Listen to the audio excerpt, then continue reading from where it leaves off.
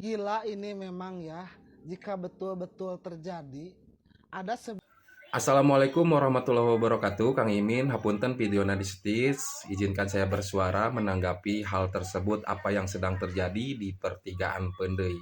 Itu jalan yang sedang dibongkar pertigaan Pendei, tepatnya di depan pabrik Nabati. Kebetulan saya warga Cicalengka dan saya pekerjaannya ojek online selalu menggunakan jalan tersebut.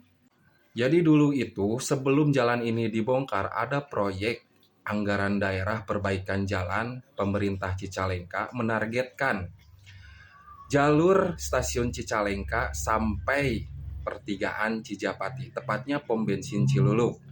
Dulu itu yang diperbaiki jalan yang benar-benar rusak, Kang Imin. Benar rusak parah. Dan kebetulan yang di pertigaan Pendei ini yang sedang sekarang dibongkar, belum dibongkar. Karena masih layak pakai. Mungkin sekarang pun masih layak pakai.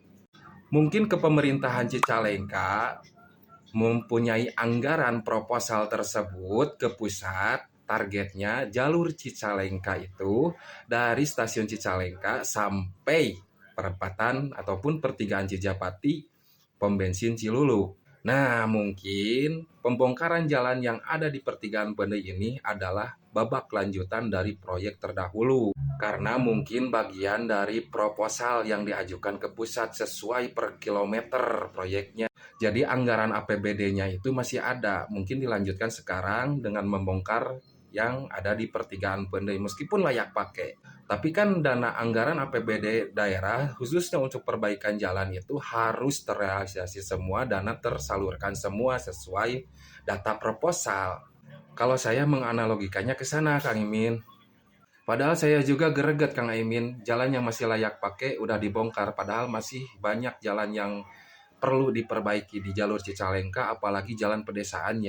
Namun saya mencoba memahami sebagai rakyat kecil tentang pekerjaan pemerintah untuk jalan terutamanya. Karena di sana mungkin ada peruntukan dana proposal yang diajukan ke pusat berapa kilometer yang harus diperbaiki sama pemerintah dan proyek, dan anggarannya berapa, berarti anggaran tersebut itu harus tepat digunakan peruntukannya sesuai proposal. Karena mungkin suatu saat nanti pusat akan ada auditor untuk kepemerintahan yang ada di Cicalengka.